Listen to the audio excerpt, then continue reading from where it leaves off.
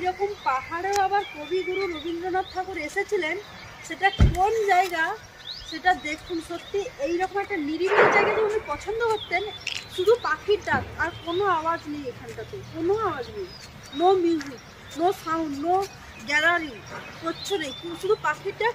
সত্যি রবীন্দ্রনাথ ঠাকুর সত্যি যে নিরিবিলি জায়গা পছন্দ করতেন, শান্তির জায়গা পছন্দ করতেন, এই জায়গাটাও তার একটা কারণ বোঝা যাচ্ছে। অসাধারণ লাগলো আমার, এই জায়গাটা সত্যি খুব ভালো লাগছে। আপনারা কি বলতে পারবেন আমি এটা কোন জায়গাতে এই যে রবীন্দ্রনাথ ঠাকুরের কথা বললাম? আবার কিন্তু বলে দিলাম পাহাড়ে কিন্তু। এবার যদি আপনারা চিনতে পারেন, আপনারা যদি এসে এইটা দেখে চিনতে পারেন, অবশ্যই আমাকে কিন্তু কমেন্ট করে, অবশ্যই কমেন্ট করে জানান।